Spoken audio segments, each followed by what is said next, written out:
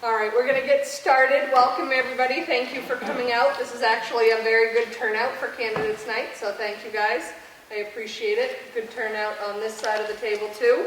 So thank you all for being here. If I could ask you all to rise, we'll start with the pledge to the flag.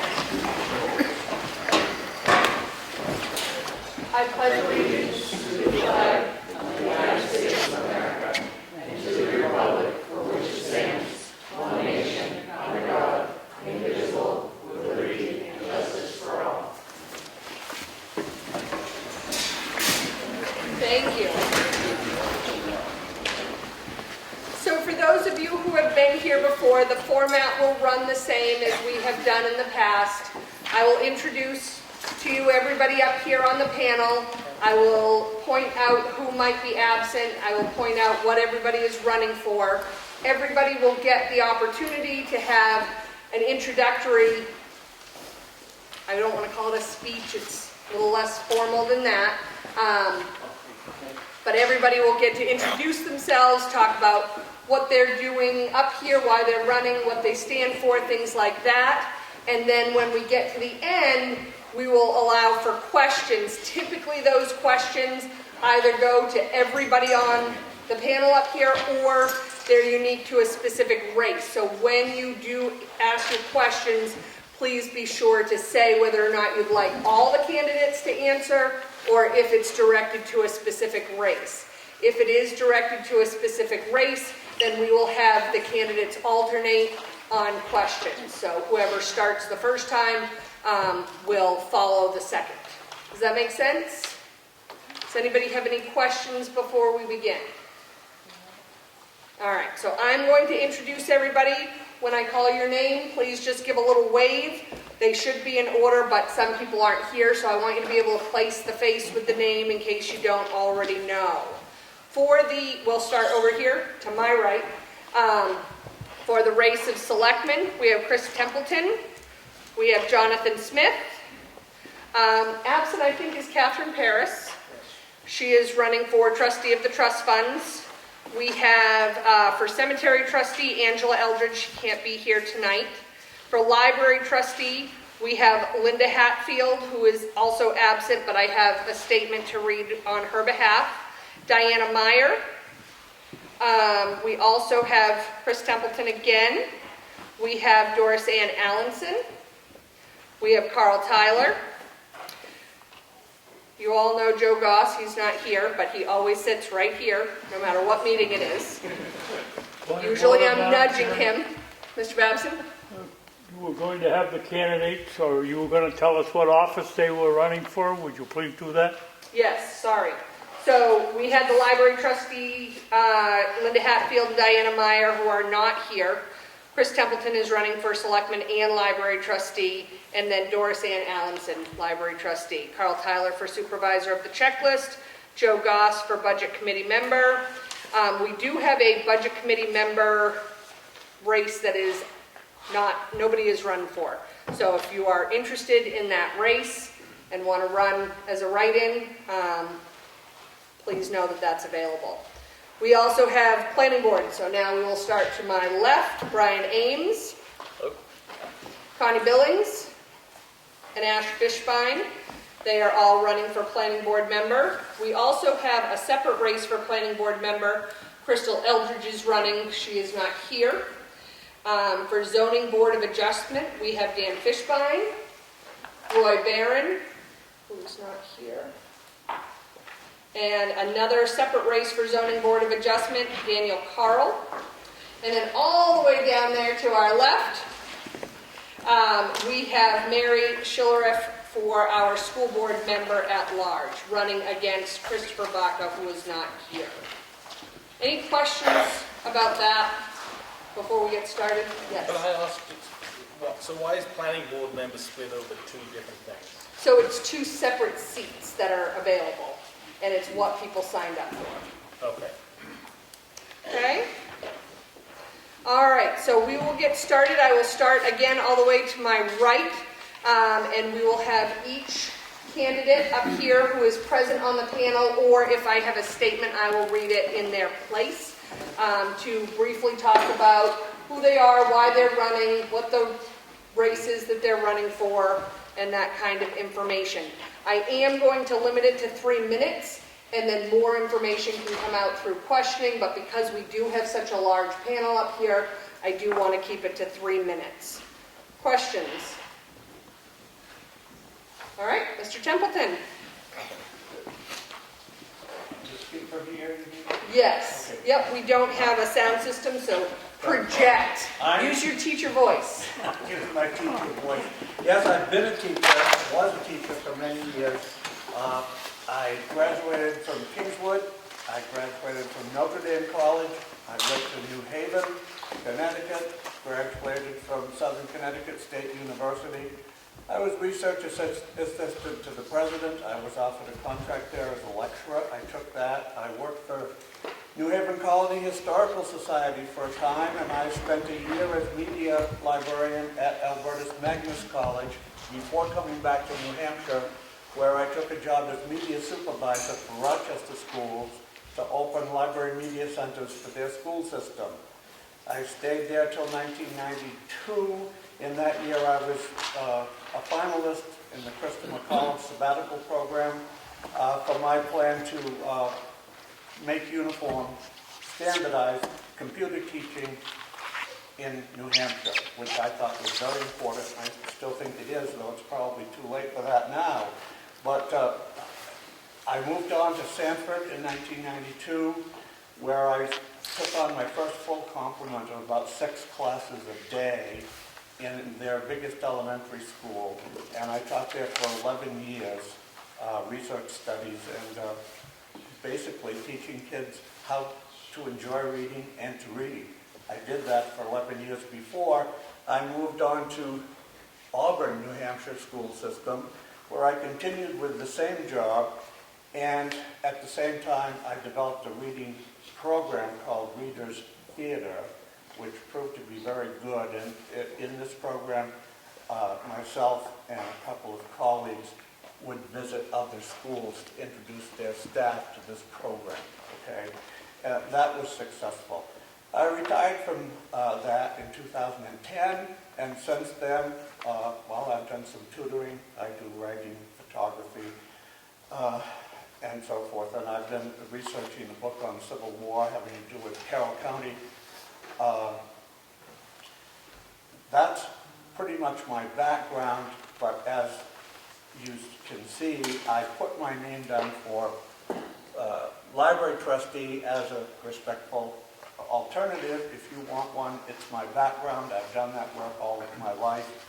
I have not done public library work, but believe me, if you're familiar with any phase of library service, you pick up the public library just as soon as you can the school or any specialized library. So I just offer that.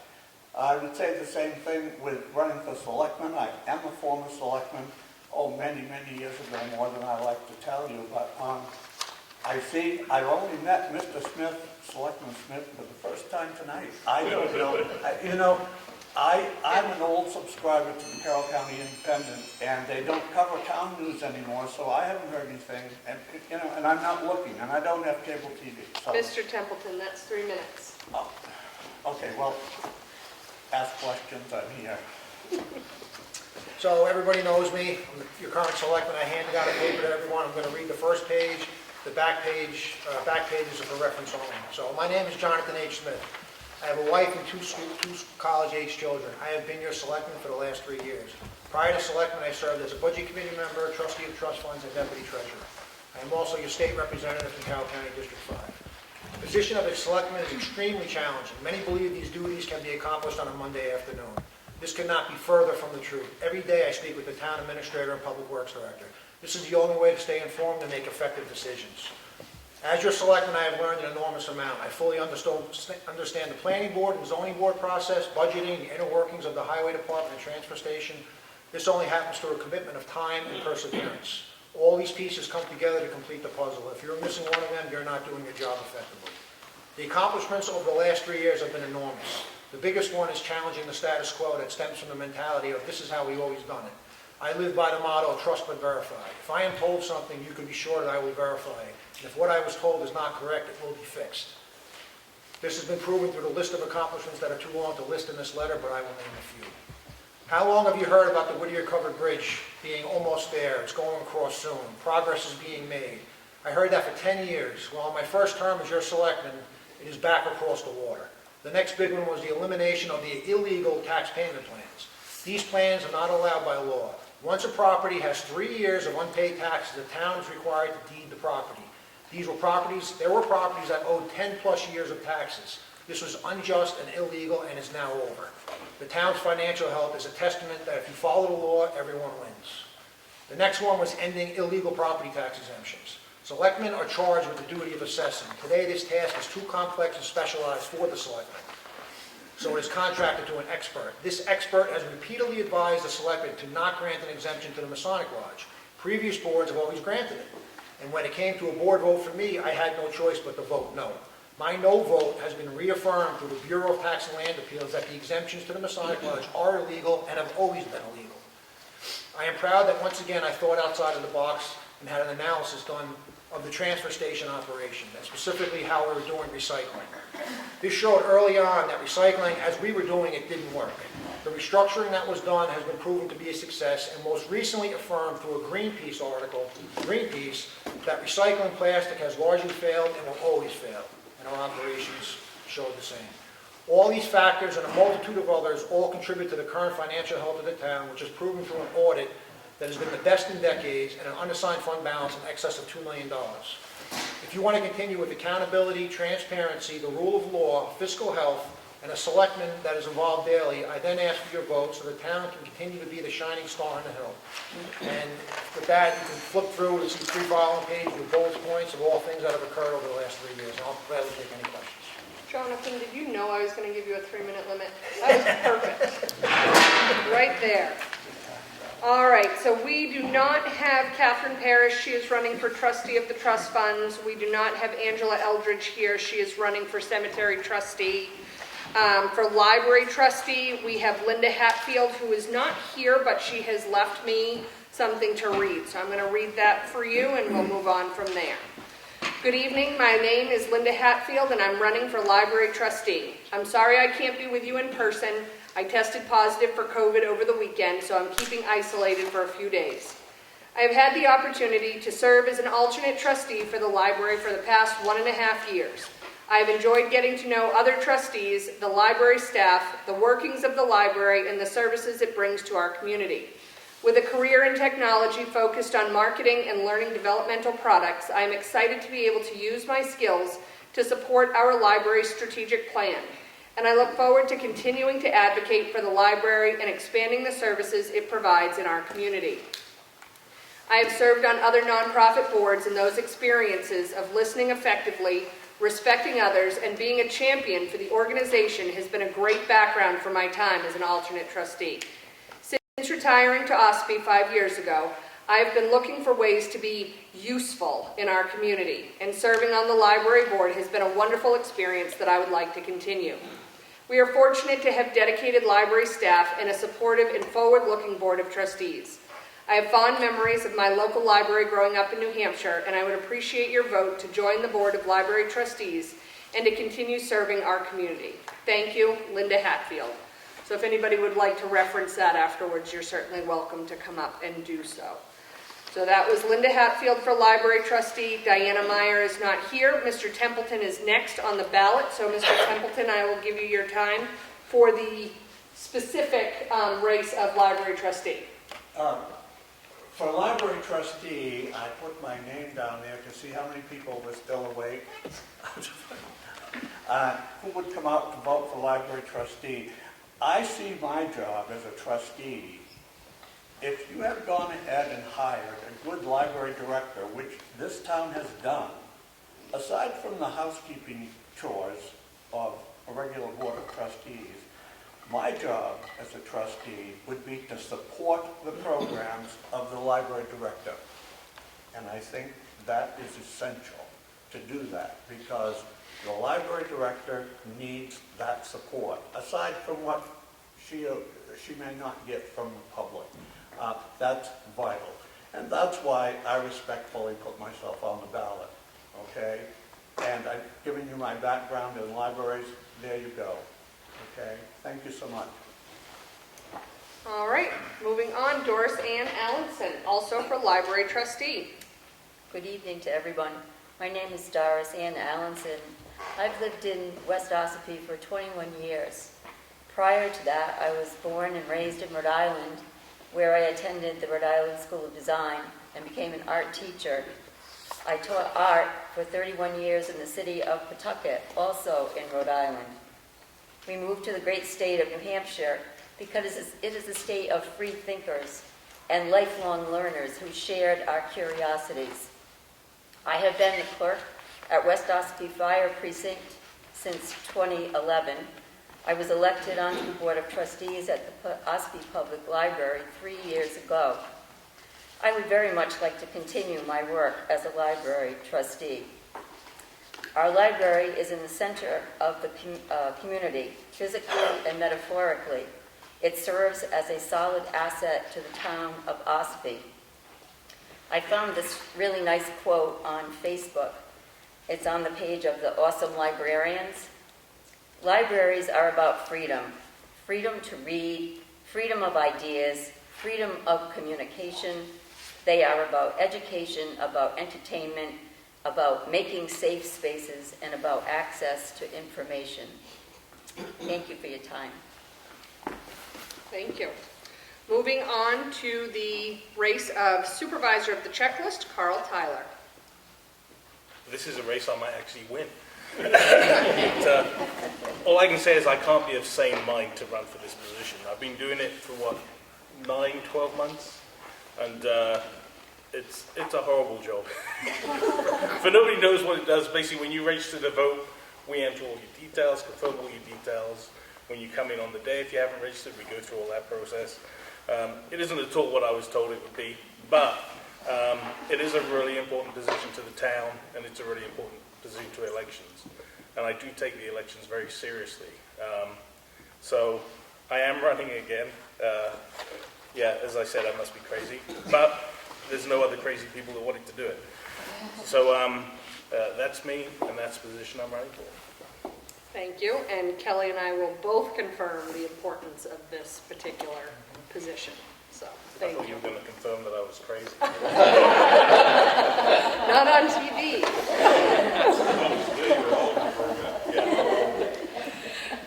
We have Joe Goss running for Budget Committee member. He is not here, and so we will head to my left and start with the Planning Board member race, and we'll start with Brian Ames.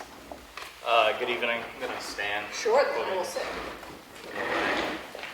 I'm Brian Ames. I'm running for Planning Board member for 3 years.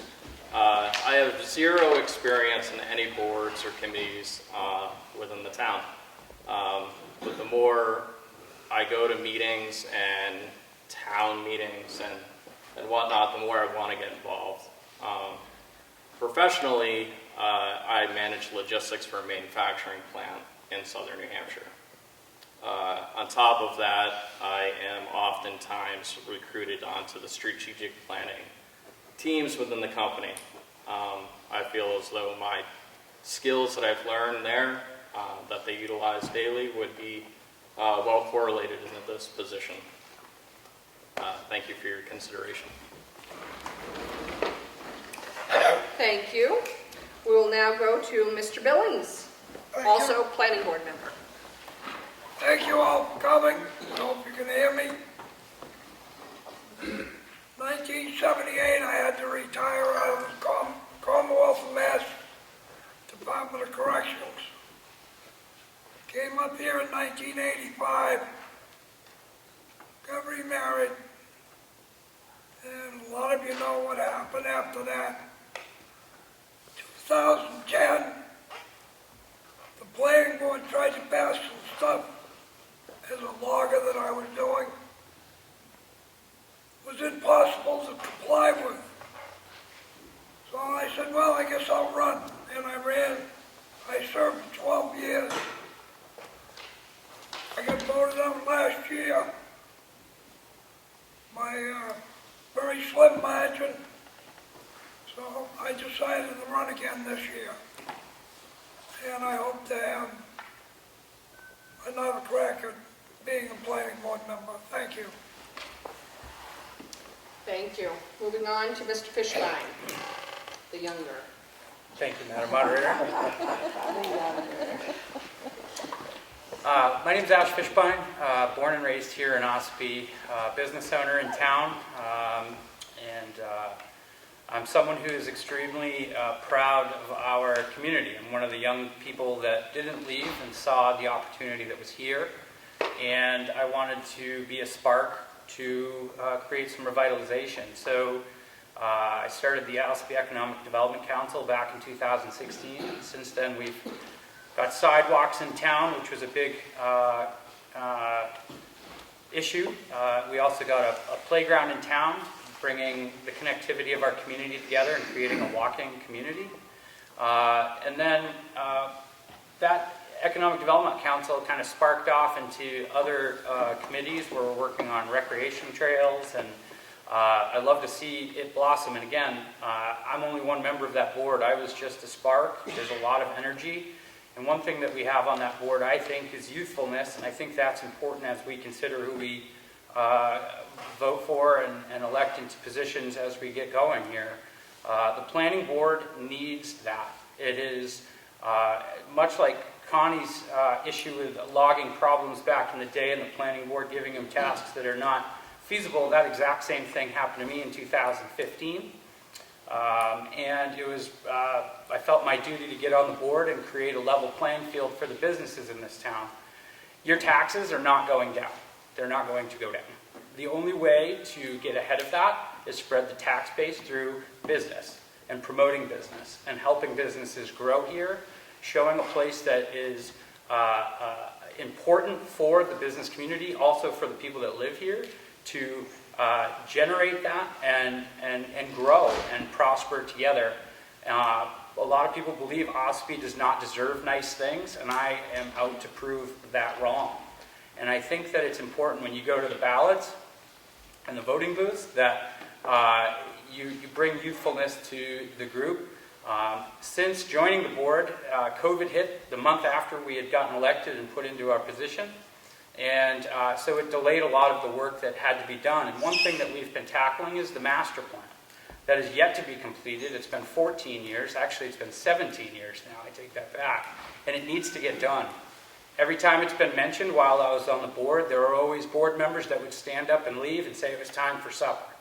If you read the handbook for the Ossipee Planning Board, the first thing that we need to do is push that master plan and get that done for our community, and that is not being represented by certain people that are here this evening.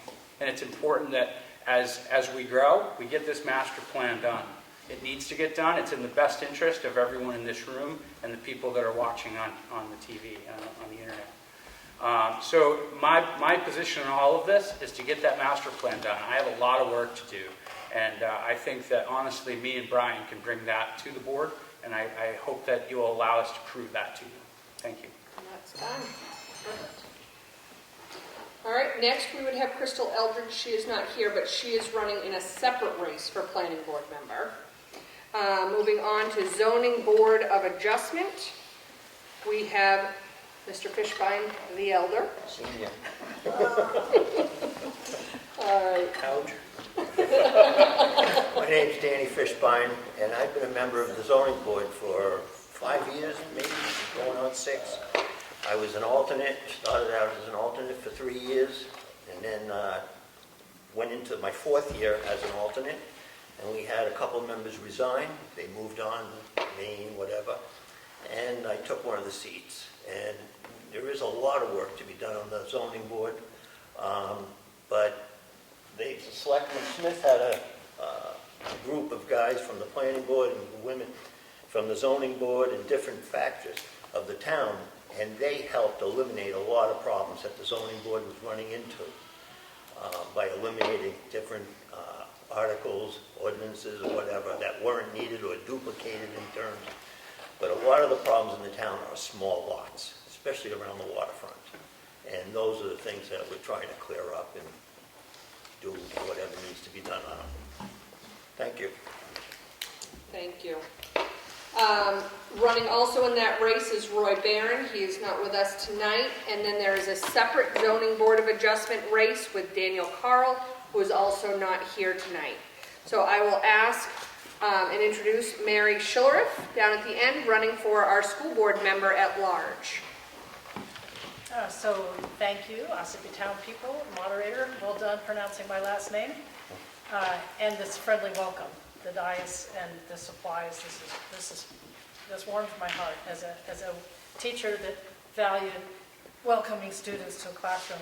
I'm running for the at-large school board seat because there's really only one question that informs a school culture and empowers teachers to support students, and that is, what does a teacher need to know and be able to do? Because teachers have a huge responsibility and commitment to their students, to equity, planning, analysis, and reflection. So my family arrived distantly 100 years ago, and I know that because my mom, Ruth, turned 100 on Friday. So we were summer people in the 20s.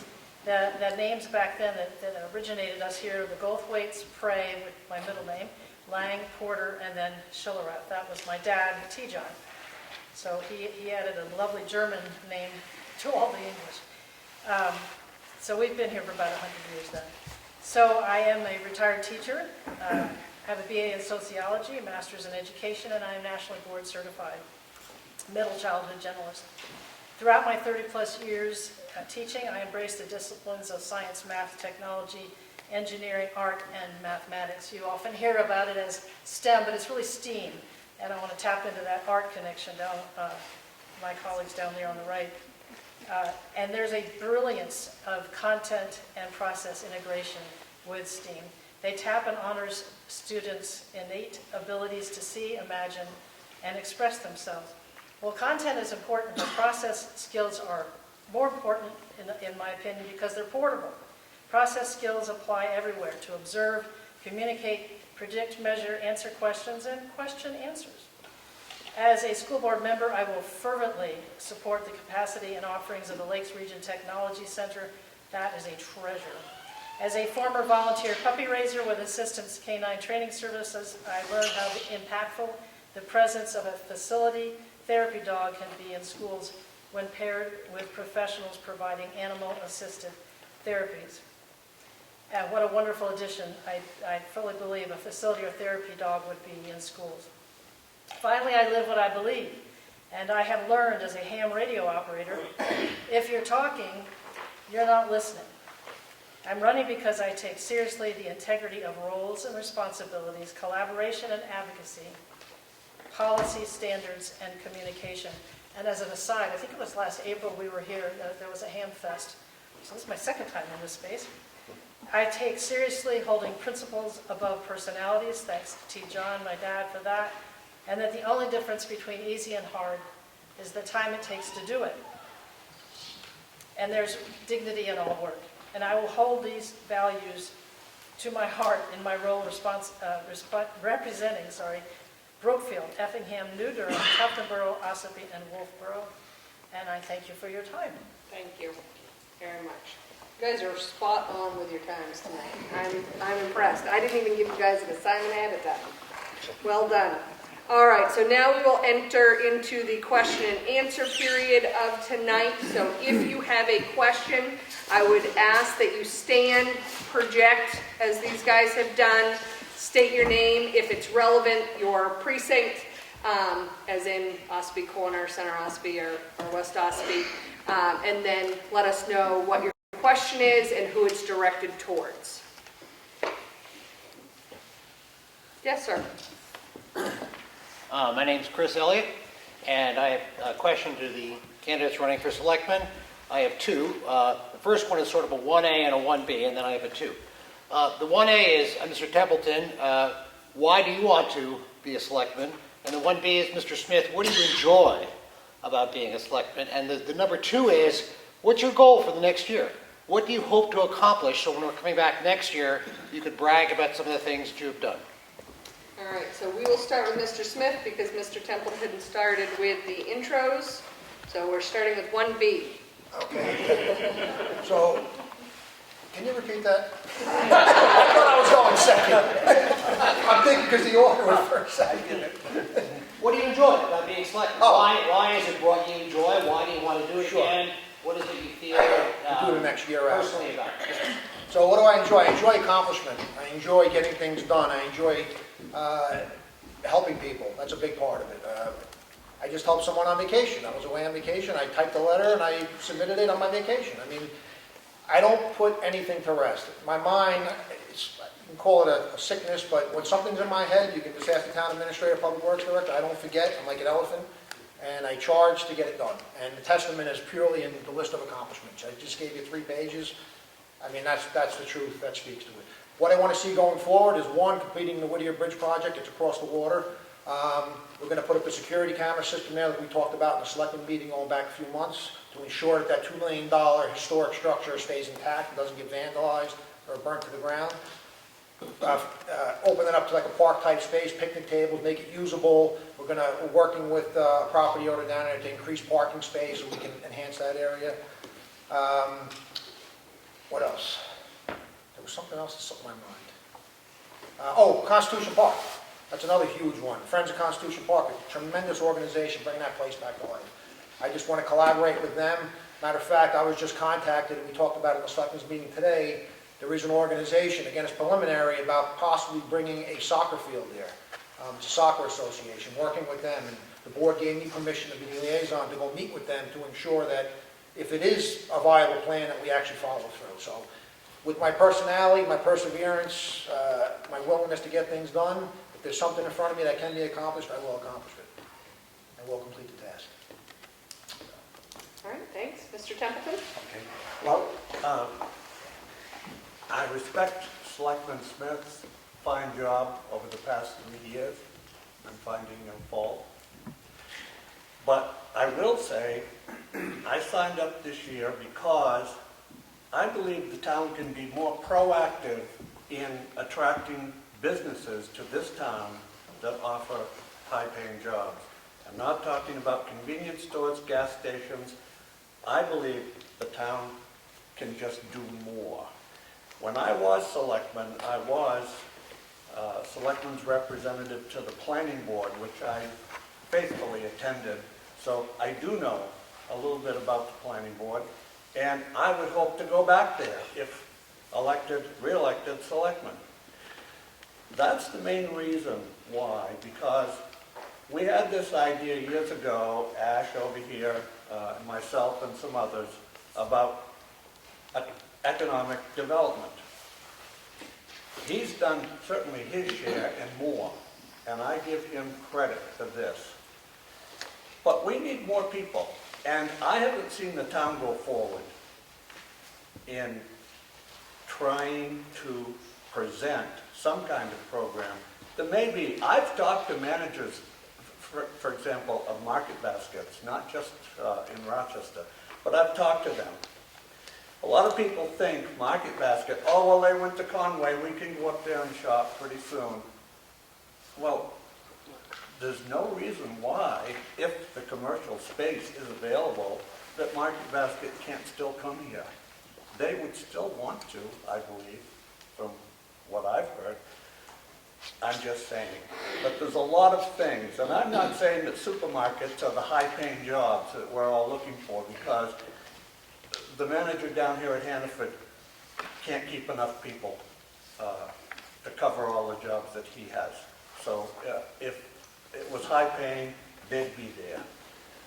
So I'm wondering what else. My neighbor across the street said, we want a Burlington coat factory.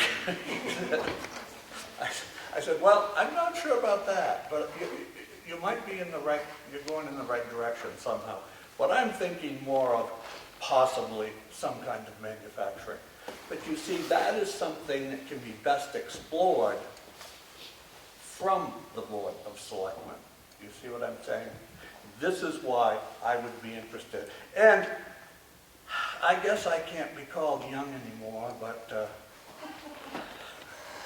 I think I still have some young ideas, and I can probably keep pace with most of the young people, okay? Thank you for your question. Does that cover both 1A, 1B, and 2? Yeah, 4, 5, 6, but I vote no. Other questions? Yes, Mr. I'll Tyler? I'll let it go out. All right, Mr. Merrow? Thank you. If I can stand up. I have a question for Chris. Yes. And then I have one for Jonathan also. Okay. Chris, I wasn't here when you were selected. I was out working somewhere else. About everybody else I think I knew. And I think I went to grammar school in OCC with your sister. You did. That was a long time ago. But I've got just basically one question I'd like to ask you. When you were selectman, what do you think was the most important thing that you accomplished?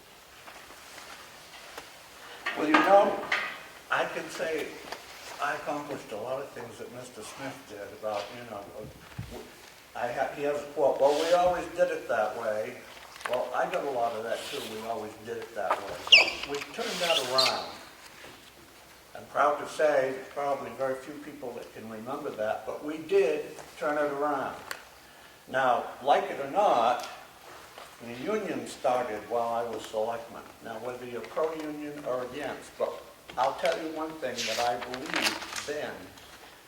The employees of this town deserve the union then. And I was the one that spoke in behalf of the town for that, okay? I was also the one that presided over the dedication of Constitution Park in 1988 on the exact 200th anniversary of the Constitution. So I had that in mind as a historian. But there's that. Well, I hate to say it again, but zoning started, I think, in 1989. I'm not sure people can debate that or ask questions, but that is something that I'm sorry, we needed it. A lot of people were against it. I have to say, hey, you see the billboards that there are in some towns? I mean, we still have a few grandfathered here, but that's it, And there are a ton of other things that members on the zoning board can talk about.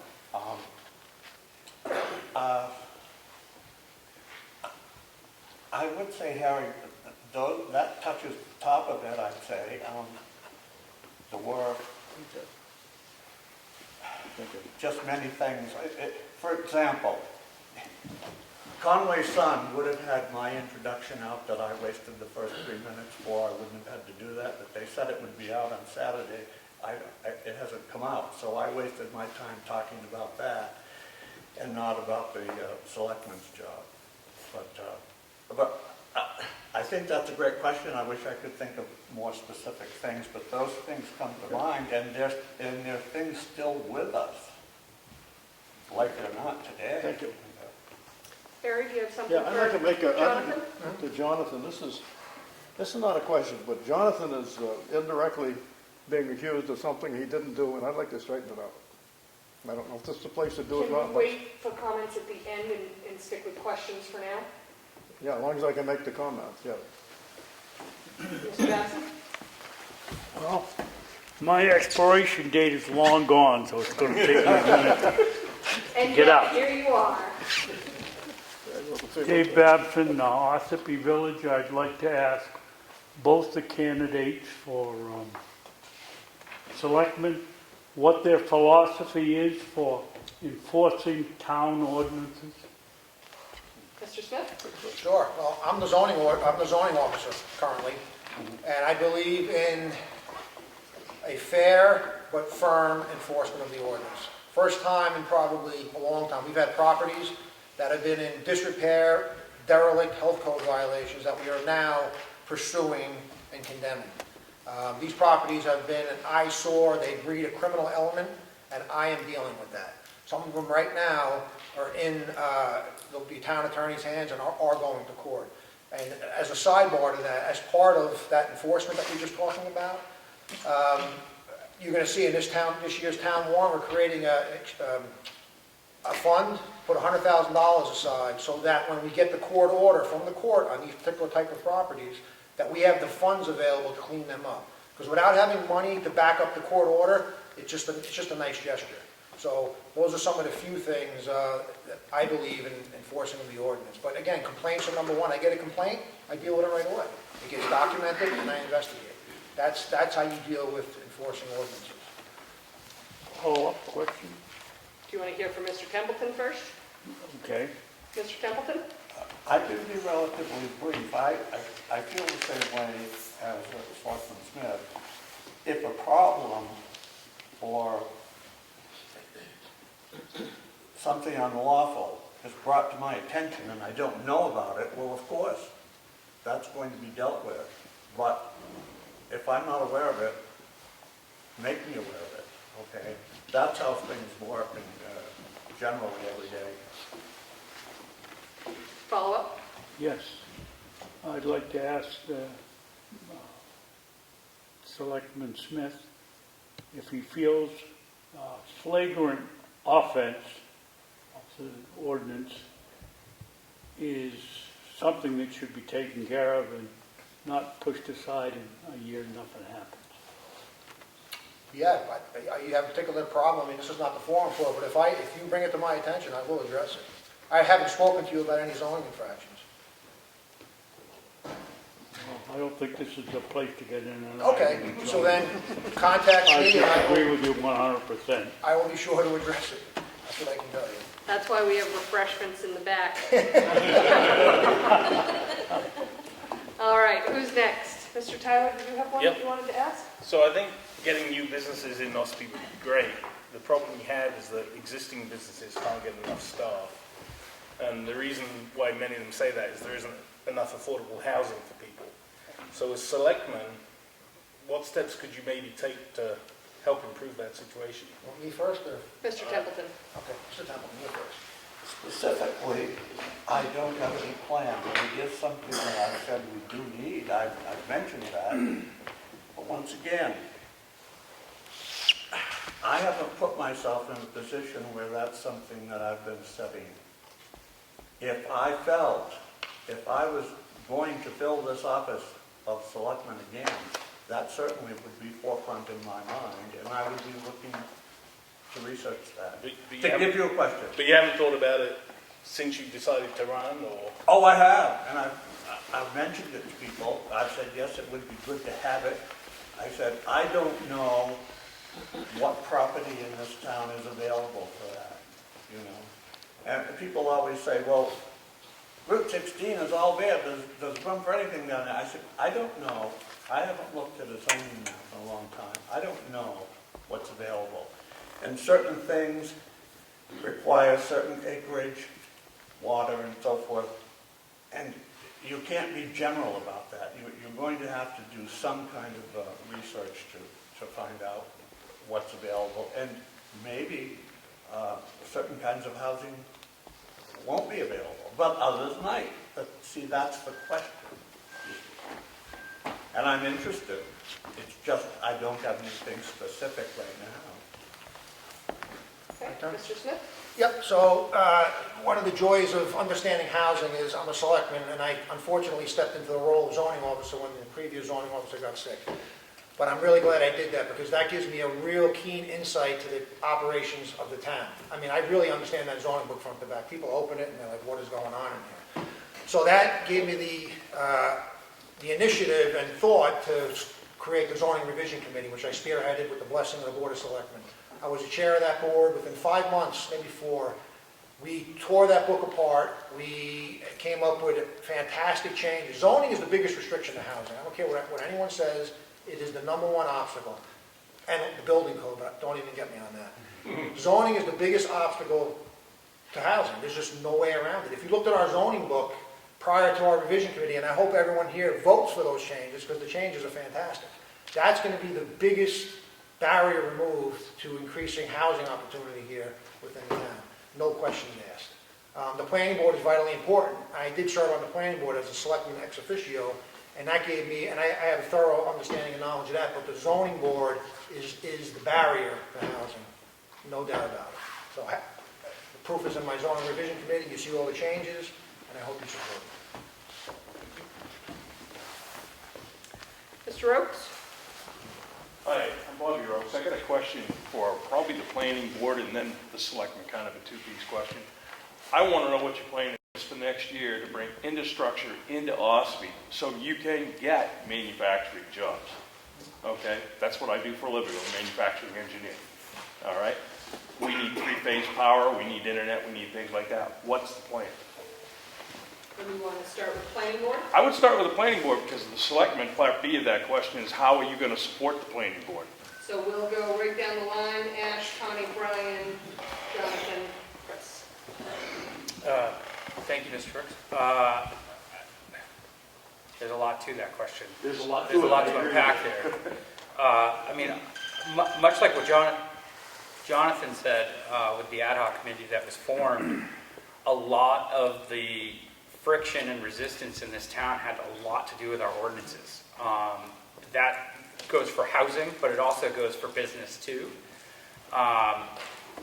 We worked diligently on the Economic Development Council to bring incentive to this town, and we brought the 71E tax abatement plan for the town, which gives everyone a 50% discount on the the town portion of your taxes for up to 5 years. We worked with revitalization zones. We did try to get opportunity zones, but that proves to be a sticky wicket. Outside of that, it's really difficult to bring in new businesses when we don't have physical infrastructure to allow it. And a great example of that is me building a brewery on the southern end of town. I had to put in a massive water and sewer system for myself. And with the DES laws and everything that's going on with the state side, anyone looking to do those things is going to have the same challenges. So it would behoove the town, if that is really the stance, not necessarily saying it's my stance, but I think if that were to be looked at, it would be important for the town to invest, meaning spend money, to invest in that infrastructure to then show this town is willing to do what it takes to bring those in. It's no different municipality to commercial to business to everything. It takes money to make money, and it really needs that investment first. Whether or not the town is in the right position at the moment is a bit above my head, but I feel like on the ground level, boots on the ground, I feel like we are doing everything that we can to see that happen. It's important. Mr. Billings. Way back in '88, when we put zoning in, we didn't really put any industrial parks in. There is none. As far as businesses go, a lot of them, they just look at us and they say, no, we don't want to come. Like I said, in the water and sewer, it's only in the village. There's not much in the village you can put in.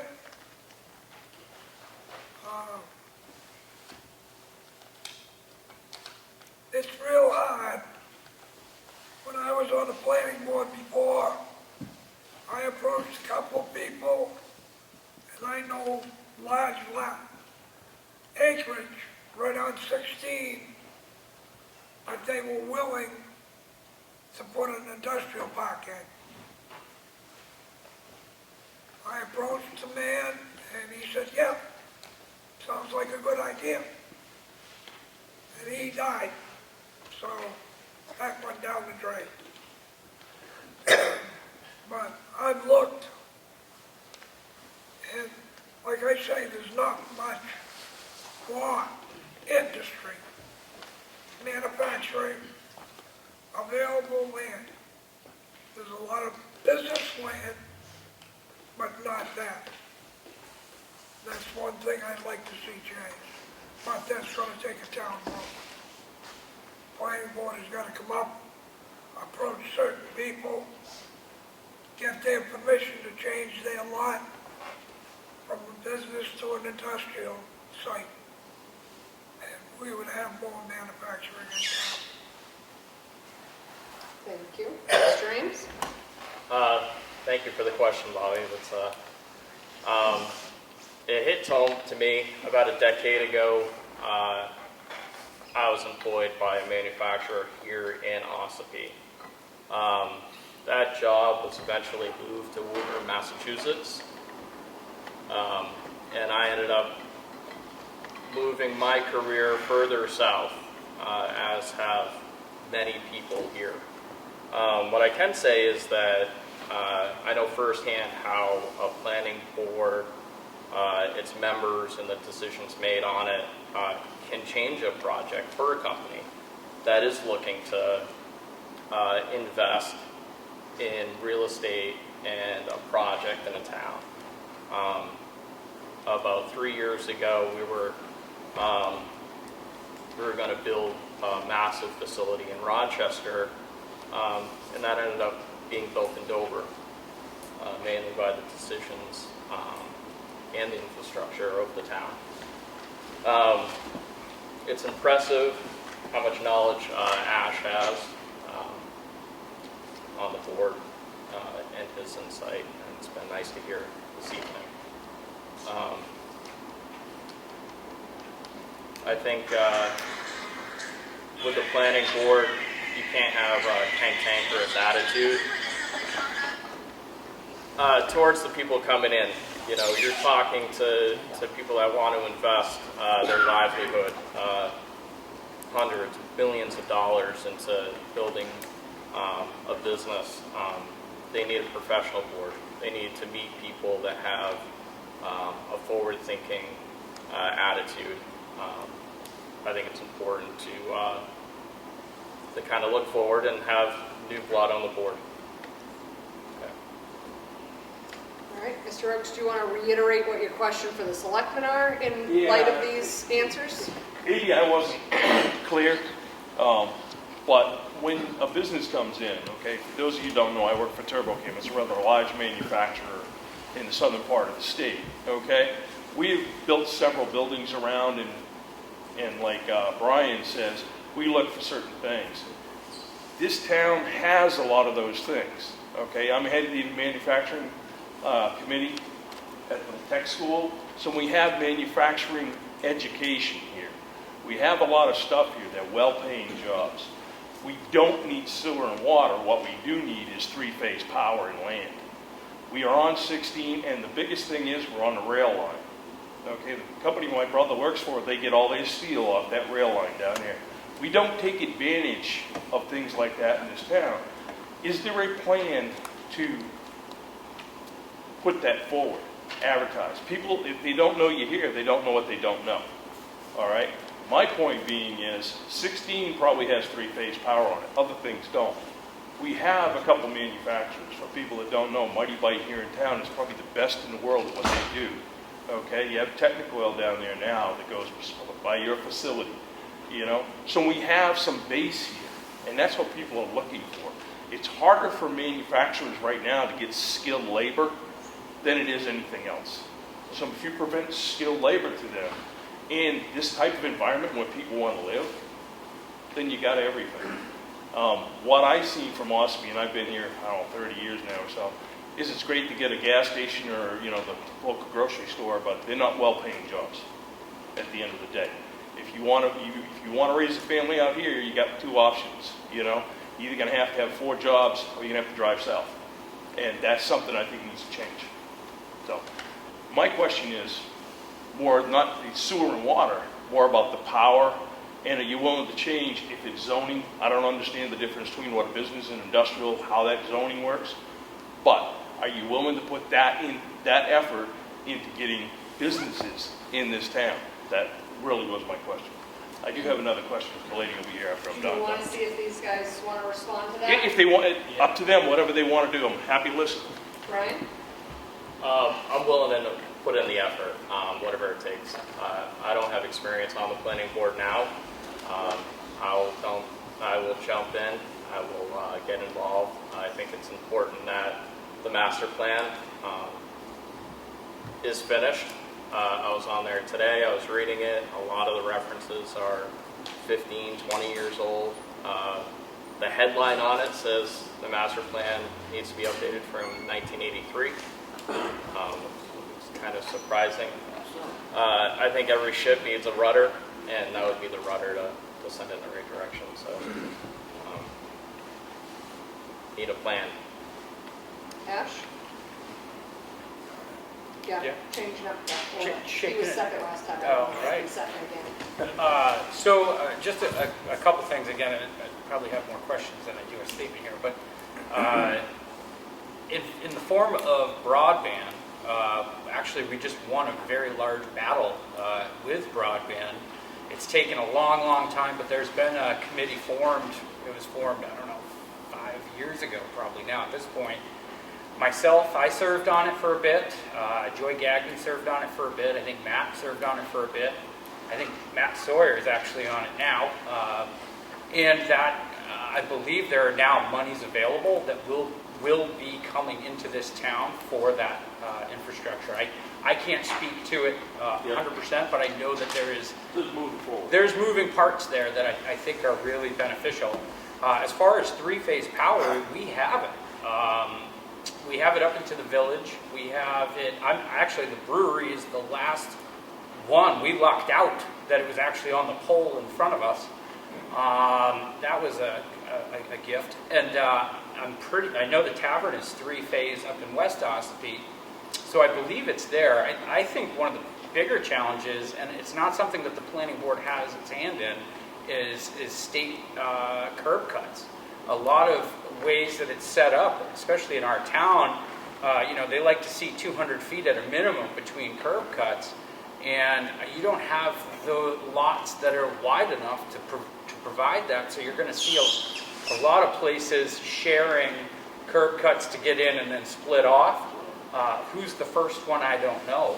And then lastly, I used to go down to an organization called Cybor once a month, and it was at Pease, and essentially what that was a group of people, professionals in all facets of industry, that would get together and literally say, hey, I've got a person that's interested in 500,000 square feet, triple net, would like to rent this, would like to do that, manufacturing, this, that.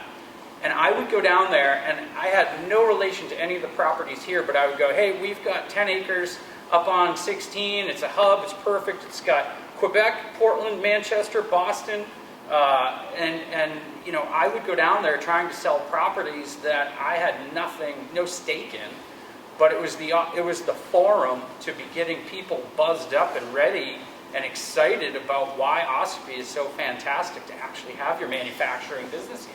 I mean, it makes sense. We're an awesome hub, and we've got spokes going in all directions. So it's a great question. I would like to see the planning board work on it. It's working on these zoning ordinances is certainly making things less friction. Tony, do you want to add anything?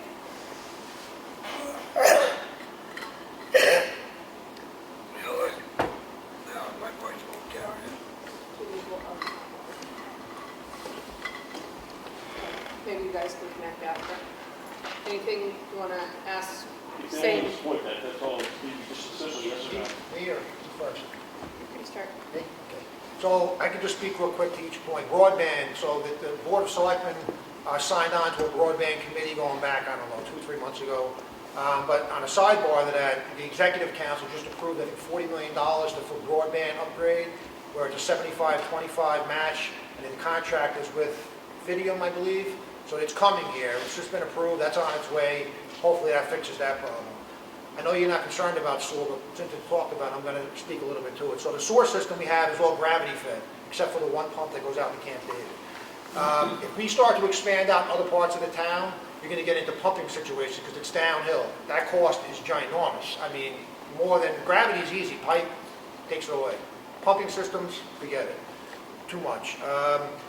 Zoning and planning. Planning is extremely important. Again, it's a welcoming face, following the rules as set forth in the site plan guidelines, but they're governed by the zoning regulations. They can't approve or do anything unless the zoning regulations say it's okay. And again, what I stated earlier, with the zoning revisions, by easing some of the requirements, especially on commercial properties, that is going to free up business opportunities in the town. That's going to be huge. Once these revisions, hopefully they pass, and and the word gets out that Ossipee is now more business and property friendly, come here and build. Three-phase power, I can speak to that also. So three-phase power, we signed on quite a few years ago to these large solar farms that were going to come here, up to 30 megawatts. The biggest hindrance to them was the three-phase lines. They're not big enough, they're too small. They can't support much more industrial capacity, they can't support more power being put on. So the solar company that was going to do this had to upgrade the lines from Ossipee all the way to the Tamworth substation. At that time, the cost was $125 a foot. The cost was $10+ million. They didn't do the project because who has $10 million to do that? Certainly Ossipee doesn't. They're owned by Eversource. Maybe, I don't know how you get that engine going to get the businesses here. If the power's not here, it's like, you know, that game that you go back and forth. I really don't know what that answer is. I wish I had a crystal ball to tell you, but those are the facts as I see them. So. Mr. Templeton? I think, in short, the specifics will follow the intent. And that's what I said at first about supporting manufacturing here in Ossipee. And yes, I'm glad to hear. I hope we're more friendly to manufacturing. But nobody can be elected selectman and think, well, I'm going to do it. I'm going to just do that. We need to work. And it's like I said before, I was representative to the planning board. I understand how important that is. And now zoning.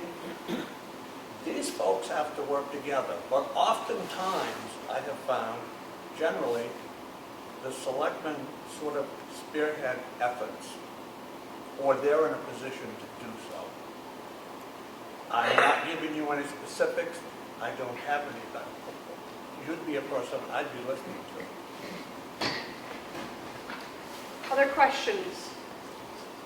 Yes, Mr. Elliott. Fish Fund, on the zoning board. Can you clarify your last comment about small lots on the lake? I wasn't sure what you meant by that. A lot of them were only 50 feet wide years ago, and setbacks would be 25 feet. So it makes it very hard to build a house or anything on the lot. Right. If you get one, so you have to come in for variances. Right. And Jonathan's ad hoc committee has helped with a lot of our burden. In what way? What's going to be the change or the... Well, I haven't read the whole book yet. It's due to vote next week. But one of them was about trailers on sites, you know, for storage and so forth. Just little things. We, since they started that ad hoc committee, we've had less and less activity coming in. You know, people, you know, waiting to see what the town's going to do or whatever. I don't know, but a lot of it has to do with that, I think. But we haven't met since probably November because there's just nothing going on.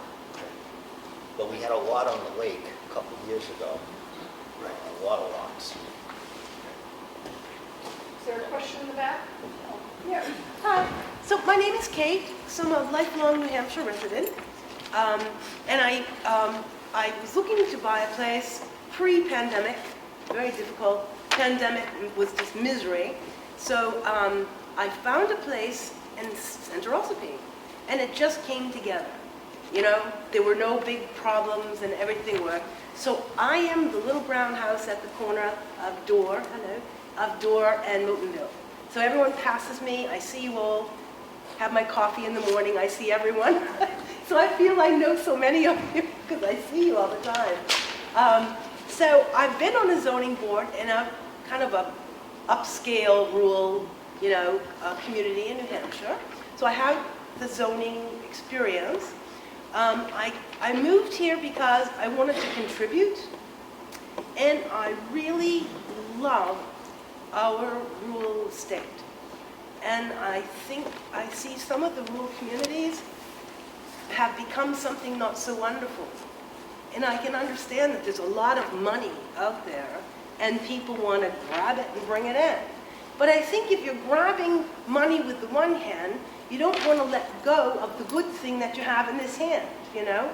And what we have here is very valuable and precious, and people who move here from other states feel it and they love it.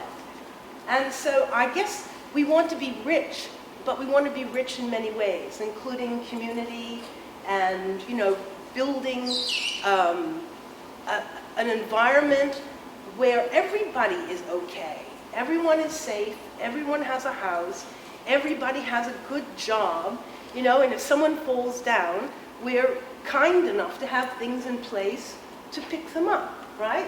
So we really want to be kind.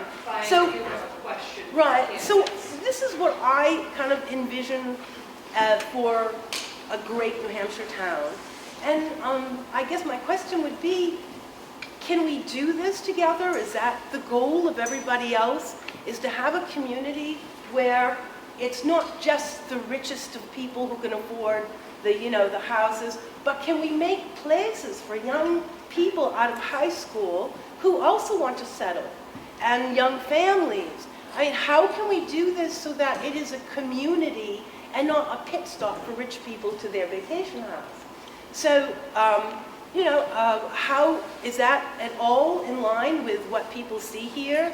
Is building a community and making sure that people can live here, can stay here, is a good manufacturing job, so that somebody has money in their pocket, so that their kids don't, you know, suffer, they can afford a home.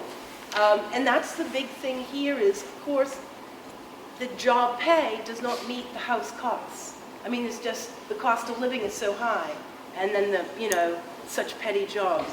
And I do say this as someone who came here with the intent of opening a retail business, but I heard from people what they wanted, and they wanted more of a place to meet up, coffee, they wanted, and I'm really looking, I am looking into doing that for the community. I have, you know, hired. So I'm just asking you all, what's your vision? I mean, do you see this as a place where, you know, there's such diversity, and that people don't have to leave here because they can't afford to live in a dignified way? What's your vision? How are you going to pull it together? Or do you want to be like North Conway? You know, it's sort of a vacation spot for rich people, and, you know, that sort of thing. Let's see, we will start and we'll go right down the line if you choose to respond. Choose to respond. Mr. Templeton? Thank you for that question. It's exactly what I'd like to see. I would like to see kids graduate from high school, go to school, come back here to live, raise their kids here. It doesn't happen. Most people of my generation, many of them, left here for good, never came back. They had opportunities elsewhere that they never had here. We have to start to build the community that you're asking about. I think it's on the minds of everybody here. We've all thought of it, and I think we want it. But one elected person's not going to do it. It's going to take all of us at some rate working together. Mr. Smith? So I wish I had that crystal ball for your utopia that you just presented, because I think everybody here would want that, but it's not necessarily realistic. The world is, people, the idea that your kids and everything stay close to home, it just doesn't exist anymore. That cohesion is not there, because jobs are, what's the word, they migrate, they move around. People don't stay at jobs for 20, 30 years anymore. They stay 3, 4 years, move on to the next job, they move to the next town, they move to the next state. So yes, I would love to see more community involvement. I mean, we only have 20 people here. We have a town of 4,300. It probably starts there. People getting involved more, showing up to these events, participating in we have budget committee openings that no one signed up for, coming to the budget committee public hearing, showing up at planning and zoning board meetings. I mean, really, that's what you're saying, that's what needs to happen. I don't know how you do that. I don't know how you get the other 4,000 people to show up. Unfortunately, I wish I had a magic answer for you, but I really don't. Ms. Allenson, would you like to respond? Well, as an educator, I think that we have to start there, and our children should be aware of some of the things that could happen here in Ossipee, as well as any place else in the state.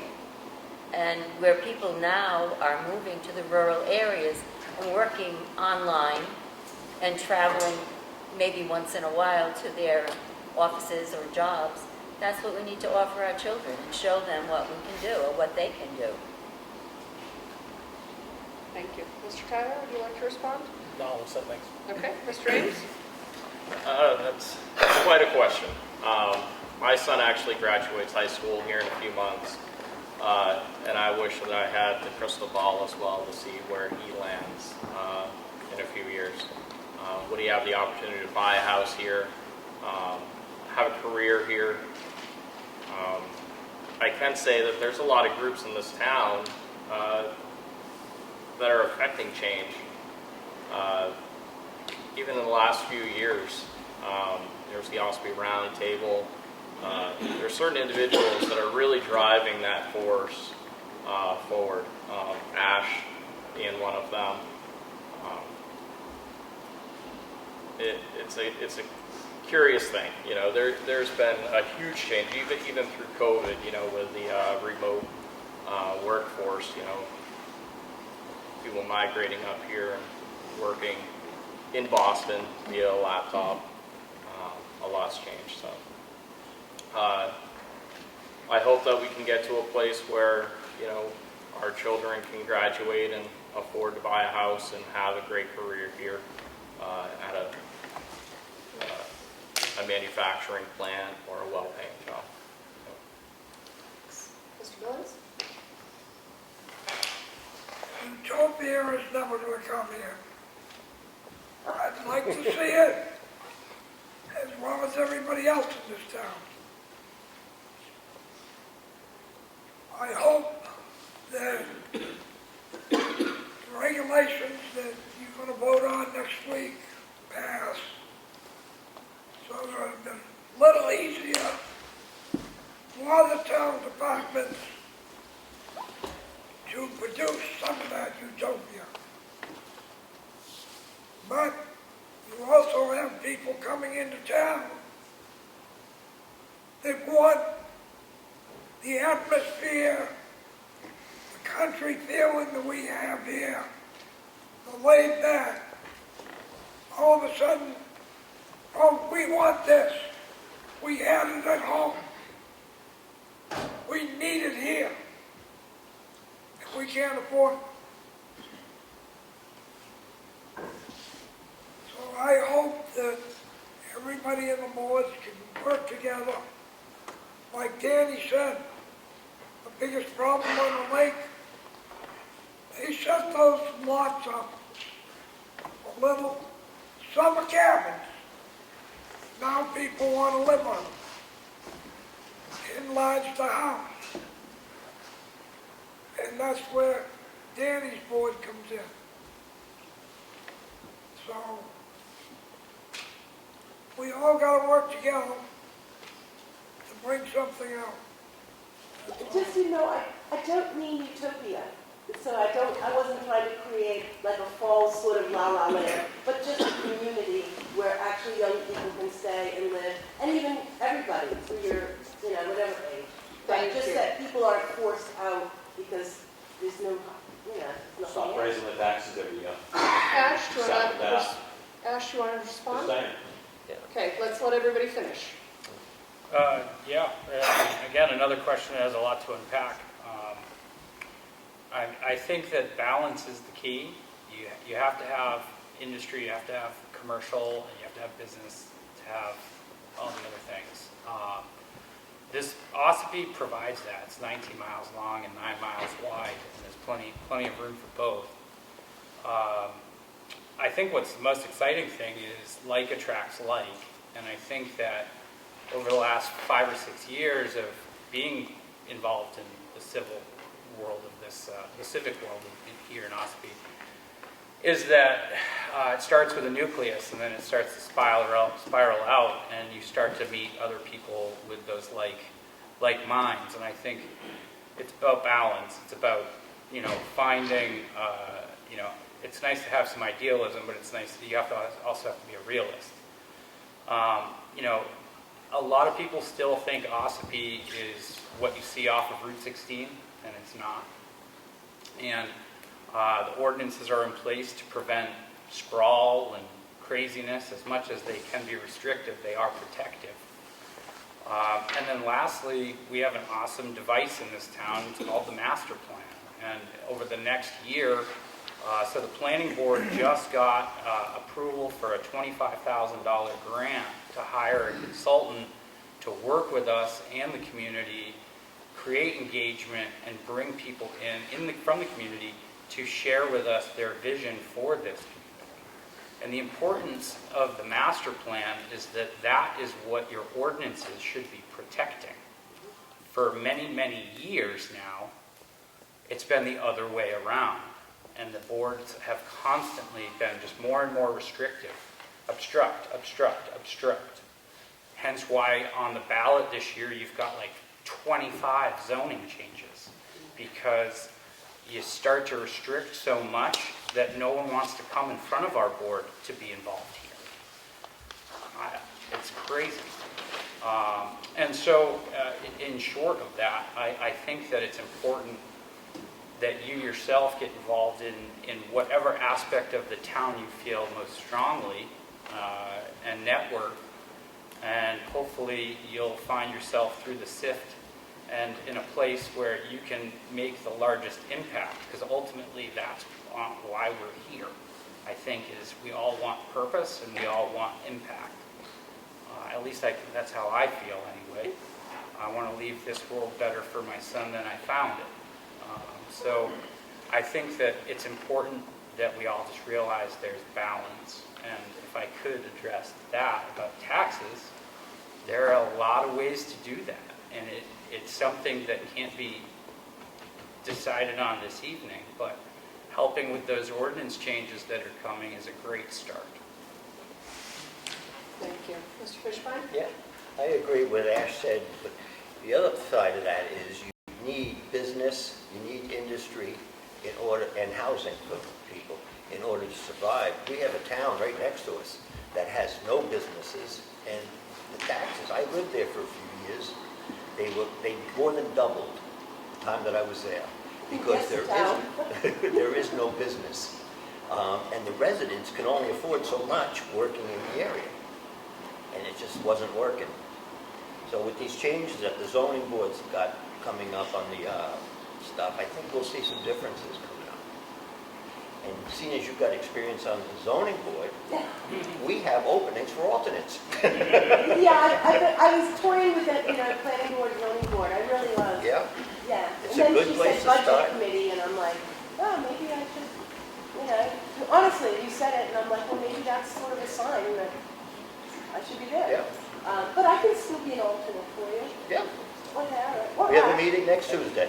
It's on my calendar, I'm sending you. Ms. Schiller, anything you'd like to add? First of all, and this is not a kissing up or whatever the expression would be, I'm just so impressed. And this is going to really just sound insincere, but it is. It's the sense of community, the respect you all have for each other as you listen and talk about your points of view.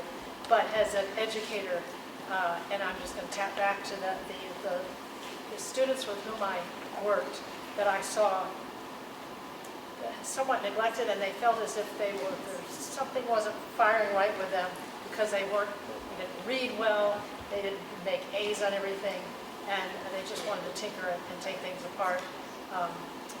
To support those students whose innate capacity to think differently, somebody mentioned outside the box, there is no box. There's no box. And to inspire and make a place where the innate capacity of an individual is valued as, the four-year degree. I had to get a four-year degree to be an educator. I have two family members dropped out of high school. And I always ask folks, not where did they drop out of, but what did they drop into afterwards. Both of them got their GED. They both own their own business eventually. So I feel like we're neglecting and can infuse better those students whose capacity to think as an engineer's brain, that to think differently and to honor that. And when I said there's dignity in all work, I got that from my dad. When me and my mom and my dad moved up here in the 70s, my brothers were already here. We're summer people that came, but I couldn't wait till I retired from my degree and my work experience to move up here, because Dad said it didn't matter who you were up here. If your car falls off into the ditch in the wintertime, people are going to stop. I was out putting signs up earlier today, and I tried to get off the road, and every single time somebody stops, are you okay? You okay? And it didn't matter where I was. So that's kind of a long and roundabout, but from an educator's point of view, I'm a public school teacher. I believe in public schools. I believe wholeheartedly that every child has something to contribute, and we just need to make sure that they're supported for that. Vote for me.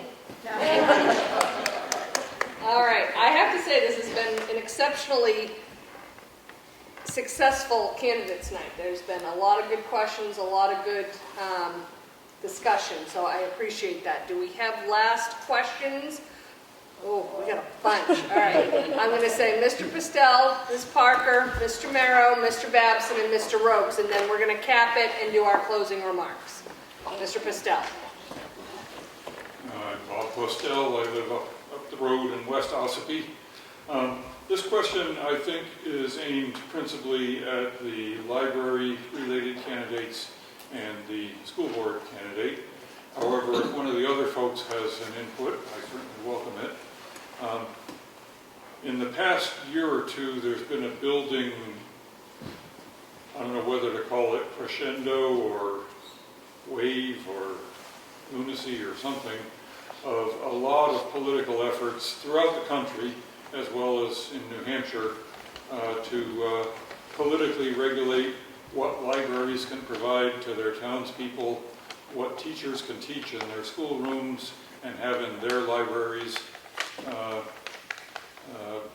even to the point of, restricting what can happen in children's hours and all kinds of things. So it's a very vague question, but basically, how free of outside interference do you think a library and a school system should be? Or how much do you think it's great that there should be some supervision from outside because these people, shouldn't be left unattended, so to speak? I'd like to hear the thoughts on that. All right. Vague, but I think you can understand my question. We'll start with Ms. Allenson, go to Mr. Templeton, and then end with Ms. Schillerup. Well, freedom of speech is one of the biggest things that we all talk about. Freedom in New Hampshire, live free or die. I really do believe that our libraries should have everything available that anybody would like to learn about or read about. Curiosity is such an important part of all of us, and it should never be stifled. I do believe that there is age-appropriate material, and I think it's up to the parents to watch what children are reading and what they're doing online, in the library, whatever they're doing. And it is up to the parents. And teachers, of course, I feel so bad for the teachers now because they have to be so careful about what they use to teach our children. And it really bothers me. Our libraries are protected by laws so that we don't have to worry about it as much. But yes, freedom to be able to read what you want, learn what you want, freedom of speech. Okay, Mr. Templeton. I couldn't agree more with our candidate here for library trustee.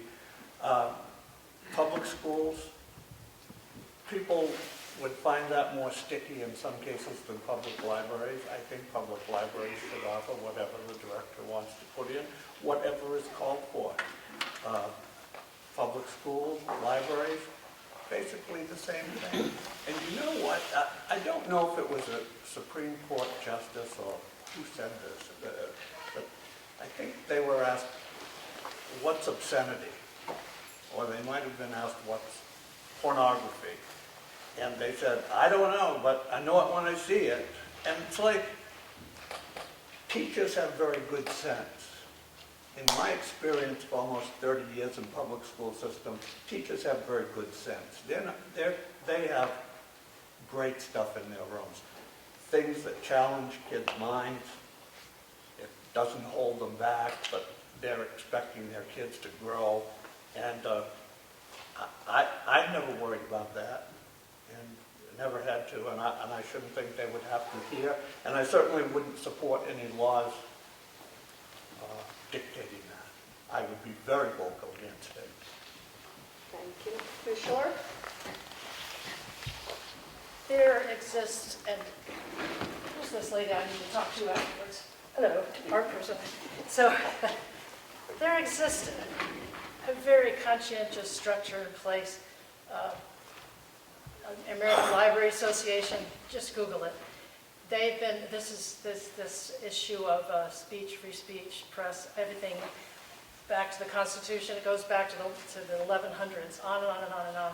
So the dialogue that exists sometimes is exaggerated, but there exist in place structures to protect, defend, encourage, and discuss these kinds of things. But it's not a willy-nilly kind of thing where the classroom teacher, the librarian can just pick a book or not pick a book.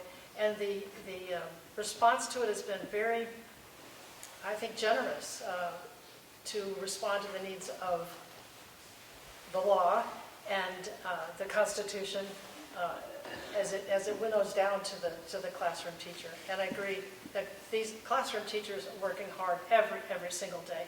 It's sometimes thankless that what has to happen. And this is a concern of them like anything else. But primarily, the classroom teacher wants to do what's right for the students, what's right for the community, and what's legal. So there exists in place these safeguards, these guardrails, whatever you want to call it. Thank you. I think I can stop there, otherwise I would keep going. Can I just say something as an existing trustee of the library? Sure. I'm glad you mentioned the Council of American Library Association. They have some guiding principles, and it just so happened I had them in my pocket. But, so now it feels like a planty question. But if anybody wants to know what these are, I'm happy to show you this afterwards. But these are kind of the guidelines I use when considering things as a trustee of the library. And I think probably if you're in New Hampshire, you probably agree with all of these principles that they have written down. So I'm happy to share that with people. Thank you. Ms. Parker? Yes. I'd like to address Ms. Mary. Yes. As a representative on the school board, what would you do to monitor, contain, address taxes? Well, I would say this, I have a lot of questions.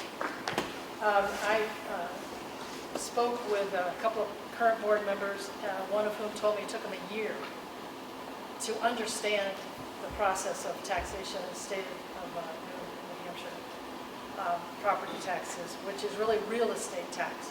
And you all know that as well as I do. And I'll tap back to my family story. My grandfather built in 1926 a little camp on a lake, and our taxes are exorbitant. And there's certain zoning things that we can't do because of that. We are huge stewards of the lake. I'm one of the water testers. We want to keep it safe, but what ends up happening, straying, sorry, fire. The tax base, as it works in the state, and I am no expert whatsoever, but I promise you I will figure this out. But I'm just one of 9. This is not to back off. I will speak my mind. I heard your question about taxes going up, and I understand how there's a disparity between the different towns in this district. And I'm catching on fast. I'm here for the kids, for the teachers, for the families, and for public schools. And yeah, vote for me. There we go again. But I'm quite sincere though. Did I answer the question? Thank you. Mr. Mara, we're still not at the comment section. This is a Pardon? question, right? I didn't hear it. This is a question? No, it's not a question. Okay, we're not at comments yet. Oh, okay. Mr. Babson? Yes. Mary, what is your position on increasing or the funding of vocational arts at Kingswood? I'd like to see, Katie can tell you, Kennett High School is one of 5 high schools in this country that are getting contracts from NASA. And it's a program that everybody should be pushing. Not everybody's going to college, and we haven't done a very good job, even without having our own regional vocational school. We need to improve it. What will you do? I'm glad you brought that up, because as I've gone from place to place. Could you I think speak we're up, laying please? down- Pardon me? Could you please speak up, Harry? Oh, Can't hear you. sorry. As I've gone from town to town, when I've been able to attend, and I keep trimming down what I'm going to say, and I didn't share with you that one of the schools where I worked was a NASA Explorer School. A NASA Explorer School program is a very competitive grant process. We were one of 50 schools that year that received the grant from the NASA Explorer School program. The point of that program was to reach out to the communities that weren't next to the Washington, D.C. or some big hub where there were all these museums the kids could go on a field trip to reach out to those scrappy little kids in that movie where they're out in West Virginia or whatever, and they put together a rocket. Those kids, whose tenacity, I'm doing this rah-rah thing again, sorry, but I really mean it, that the tenacity of students in the communities that are busy putting together stuff that they got out of the barn. So I know about these NASA grants, and I wish I had included it. Maybe there's no other towns left, but yes, they exist, they're there, you just have to have the person that makes the connection. It's no different than anything else. Did that answer your question? And I would like to point out, because Mr. Rokes mentioned it earlier, that he's on the advisory board at the Lakes Region Tech Center for the manufacturing program. So that's exactly who does it at Kennett, is the manufacturing program. It's Scott Meserve And one more who thing runs may I that add. program. So Sorry. connect with him over the refreshments. There are 30,000 spin-off industries because of NASA, because of the space. And when I was in the NASA Explorer School program in school, I remember a little girl came up to me and said, "But Miss Schiller, if I don't want to be an astronaut." I said, "You don't have to be an astronaut because of these 30,000 other jobs." I mean, you just Google it, 30,000 minimum. One of my favorite ones is the 3D food printing. What do you call it? The 3D printing to make slop look like a strawberry and taste like a strawberry. Because when you're in this space environment, there's no color, there's no flowers, there's no fragrance, there's no things like that. So I want to talk to you. All right, on to Mr. Rokes. I got a question for you then. Okay, all right. And this, I don't mean to put you on the spot with this, Mary, I'll be honest with you, and this goes out to any other teachers we have over here. I volunteer Fridays in Scott's classroom, okay, and I talk to the kids, and one of the biggest things I think you can do for a kid is instill confidence, okay? So, here comes the question. How do you instill confidence in the kid when you won't buy him a textbook? That's the biggest complaint I hear. And to me, I don't understand it. I know it happens because when I put my grandkids through that school, they didn't get textbooks, and we argued about a lot of things. And you'll figure out my name when you get over there, okay? But anyway, she's laughing, she knows. Who's not getting the textbook? Kids, they don't get math books, they don't get textbooks, they don't get anything. The only reason they got textbooks in Scott's class is I donated them for my company. So how do you instill a confidence in the kid? When I say confidence, the ability to try something new. That is confidence. And that program is great. I talked to Kathy a lot, and we're looking at maybe doing some night classes, but we need to put money in there. When they built all that program, they pushed everything off to the other things in that tech center, like the kitchen and the daycare and everything, which are all great things, but they took all the money away from the machine shop. It's got to go back in so you can have that viable, so we can go to NASA, because that's one of my other things, is why were you not? When I set that program up, I had a deal with Mighty Bite to them to donate to the program to make parts, and that got kind of put aside too. But it's out there. If you work with the community and you start working with these people, that's how you get industry, and that's how you get that moving. And one more comment before you answer my question. Push the railhead. That is a lot for the town of Ossipee. It's a huge asset. So what do you think? I think whatever you focus on expands. Yeah. I think, and my undergraduate degree is in sociology, and one of the things I learned about culture was to study culture and to determine what they value, and what do they spend time on, that's more precious than money. What do they celebrate? What are their rituals and celebrations? This is a ritual. This is a celebration as well. this is what you value, and whether it's 20 or 200, you guys are the leaders. This is what the kids are looking up to when they see the video, hopefully, running in the background in somebody's home while they're busy doing their homework. It's a travesty not to have a textbook. The textbook thing is its own little bailiwick, and I'll have to study how the state of New Hampshire and the local district deals with that. Nice straight again. So whatever you focus on expands. Whatever you value, you'll spend your time and money on it. And sometimes it requires a great audit of conscience and what you're actually doing, and say, oh, gosh, I guess we kind of forgot. And it hasn't been brought up yet, I'm just going to say it. When someone says to me, what's your opinion about vouchers? I always say to them, those are children. They're not vouchers, they're children. They're your kids, they're your grandkids, and they don't need a label or a tag, they're not widgets. So I can't wait to talk to you. Oh. Yeah. And before we move on to the comment section, I cannot let this pass without responding myself. And I just want to clarify that there is curriculum and there are textbooks, as are there many other resources to move forward a curriculum. Textbooks are outdated moments after they are printed, and they cost an exorbitant amount of money. And if you go through the closets at Kingswood, as I have, and see the hundreds upon hundreds of textbooks that were outdated a year after they were purchased, and look at the old invoices, because textbooks, even if you look at the invoices that our children get sent home before they graduate because they've lost a textbook, they're $150 a piece. And so now when we have resources available to us that can update in live time, and you can buy subscriptions instead of hard copy textbooks, those are resources that we need to explore. And while every subject area is different and those resources are different there, I just want to be clear that textbooks are not curriculum, and so by not purchasing textbook, you're not eliminating a curriculum from a classroom. No, but you're not instilling confidence.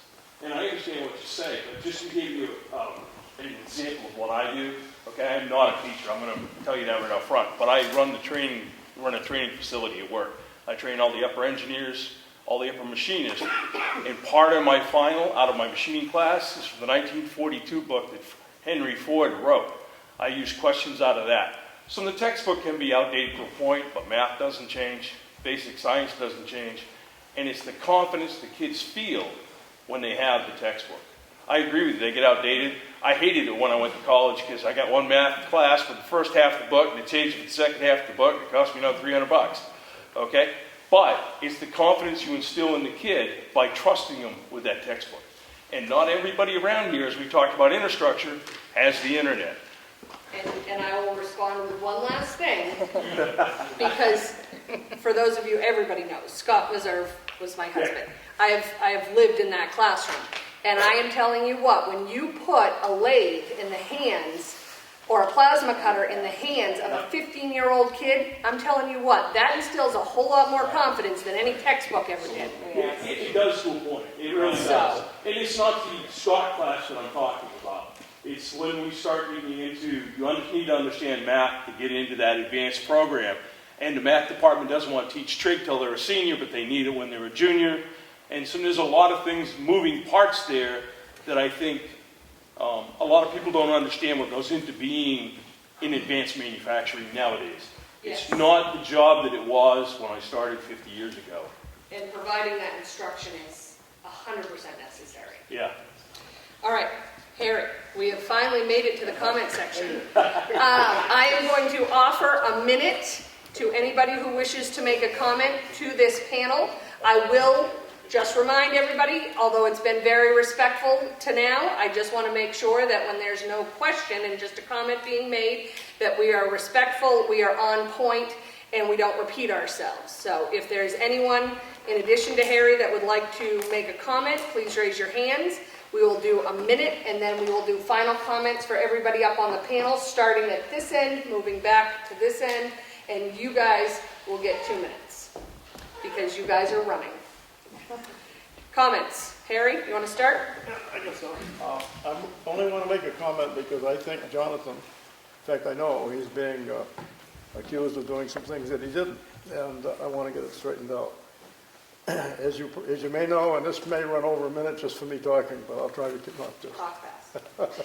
But as you may know, the Masonic Lodge over here has been there for 100 years, and each year their taxes have been waived because it's a non-profit organization. Well, a couple of years ago, 3 or 4 people in this town wrote a letter to the state saying they didn't think it should be tax-free. And this has been going back and forth, and ever since then, and as it turns out, they're not. But the problem is, there are a number of people in town are blaming Jonathan for this, and that's not true. The problem was the law was there, and I think everybody for the last 100 years had missed it. And it came up and had to be corrected. Jonathan, as a state representative, and me, when I was a state representative, was like, when you have to take an oath, they'll pull the law. And that's exactly what he's doing. Thank you. Look at you. 1 minute. You like that? Huh? Good job. Other comments from the audience? Yes. So, I just liked something that you said, what you put your attention to, how you spend your time. That's what's going to grow. And so when I seem, because I know I have a, dramatic flair, but I'm not at all. I'm the most practical person ever. And, if I'm going to have a successful business here, I have to be practical. I have to make money. I mean, that is a truly, an intent. But as a community, it's not waiting for some utopia to come upon you. It's about where are you going to focus your day-to-day when you go into your job or your position, and as a community, where are we going to focus ourselves? And that will grow. So if we focus on retaining our young people, giving them a reason and hope that they can actually earn a good living, buy a house, and have a decent life, and not have a life always under stress, 60% of their money for their home, and just, always poverty.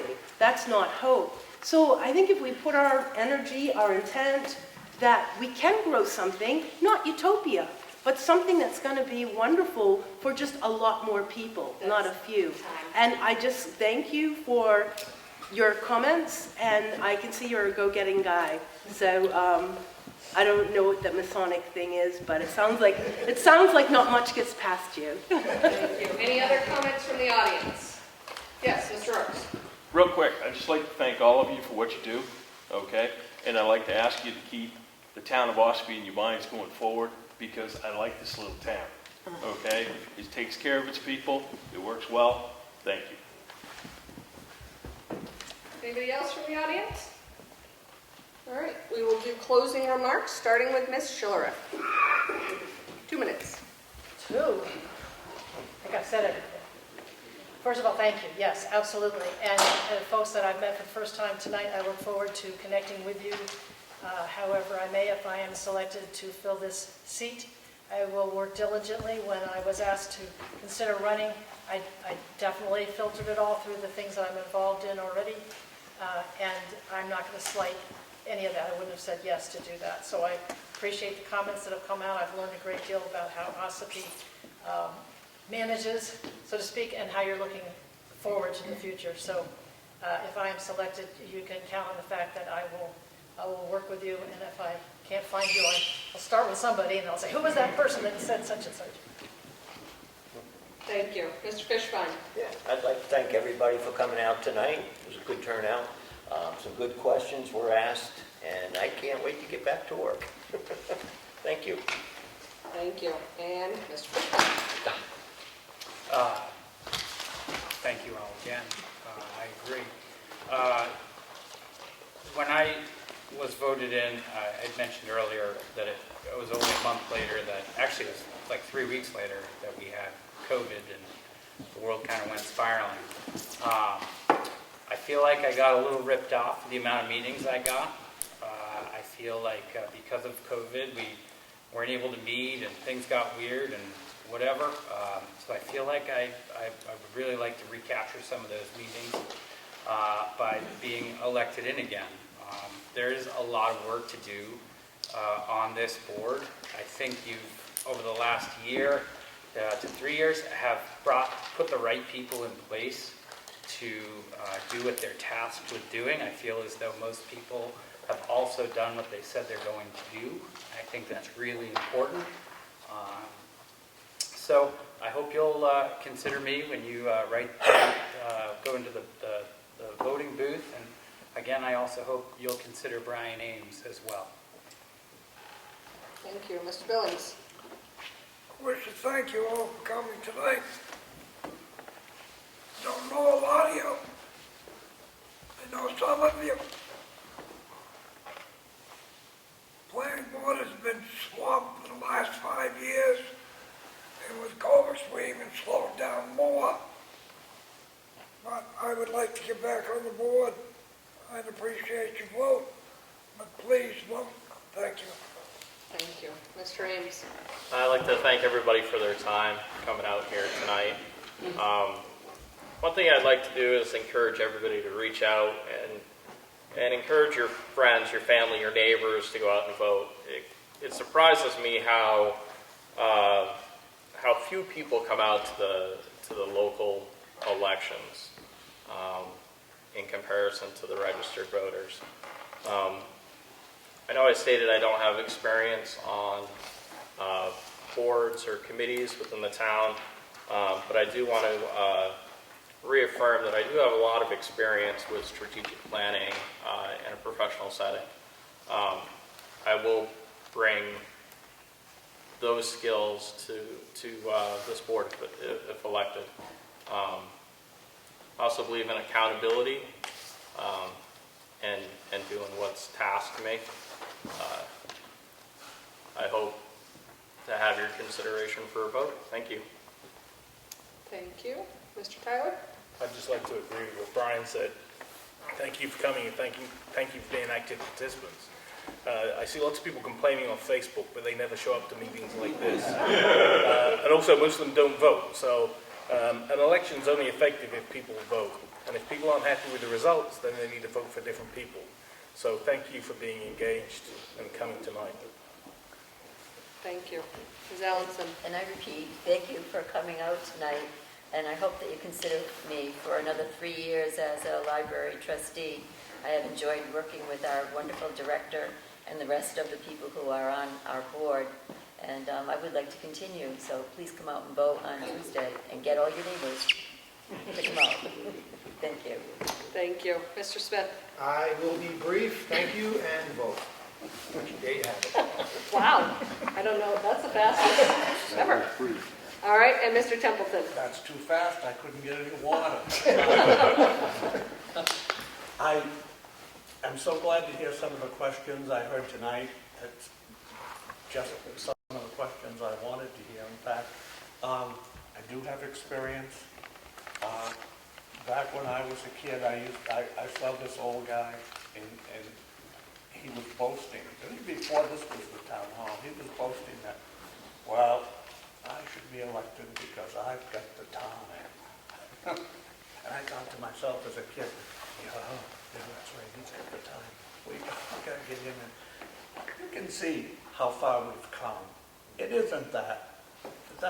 That is so old an idea, but it's an idea people ran with years and years ago. So it's different today, and I just want to bring my experience and my intent to make this the best time. But thank you very much, and you can expect to hear more from me probably in the Conway Sun this week. Thank you. Again, I would like to reiterate what everybody has said. Thank you for coming out. This has been the most successful candidates night we've had in years, and I've been doing this a long time. So I appreciate it. There are refreshments in the back. We not only have voting on Tuesday, we also have town meeting on Wednesday night next week. So please don't just come for one, come for both. And share it on Facebook. Share it with your friends, your neighbors. But please get people out to vote, because that's where the decisions are made. And don't forget to attend your fire precinct meetings as well. All 3 of them will be in the course of the next month or so. Well, Center Ossipee is on Thursday, so if you're a Center Ossipee precinct member, it's Thursday, this week. Saturday. Thank you, have a great night.